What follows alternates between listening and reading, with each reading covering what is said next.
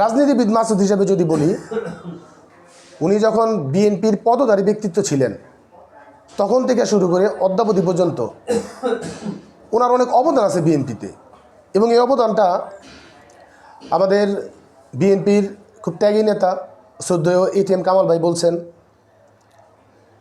Councillor advocate দিনা বলছেন, councillor শোকু বলছেন, কাউন্সিলর খোরশেদ ভাই বলছেন, এবং অসংখ্য বিএনপি নেতাকর্মীরা তার সমর্থনে বলছেন।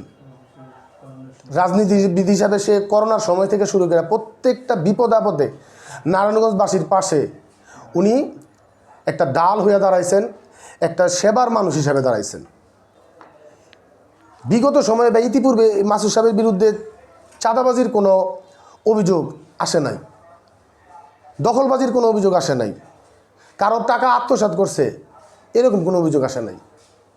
এইরকম একটা ভালো মনের মানুষ, একটা সৎ আদর্শবান ব্যক্তিকে বাংলাদেশ জাতীয়তাবাদী দল বিএনপি নমিনেশন দিছে।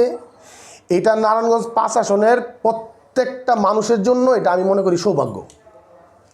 দেখেন, তার বিরুদ্ধে বিষয় চলছে, কিন্তু উল্লেখযোগ্য পয়েন্টে মাসুদ ভাইয়ের বিরুদ্ধে কিন্তু কেউ কোনো কিছু বলতে পারে নাই। অনেকে হয়তো বলতেছে, বলার জন্য বলতেছে, আমি এই অর্থে যাব না। দলীয় কিছু ব্যক্তি মাসুদ ভাইয়ের বিরোধিতা করলেও একটা জিনিস আপনারা সবাই খেয়াল করবেন, কারণ আপনারা সবাই নারায়ণগঞ্জে বসবাস করতেছেন, নারায়ণগঞ্জের মানুষ।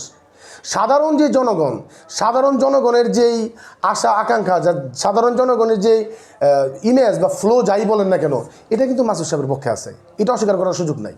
নারায়ণগঞ্জের 5 আসনের সাধারণ যে ভোটাররা এটা কিন্তু খুব খুশি, কারণ তারা জানে যে মাসুদুজ্জামান মাসুদ সে নিতে আসে নাই, দিতে আসছে। আল্লাহর রহমতে সে যদি এমপি হয়, নারায়ণগঞ্জের 5 আসনের মানুষ অনেক কিছু পাবে ইনশাআল্লাহ, আমি আশা করি এবং আমি বিশ্বাস করি।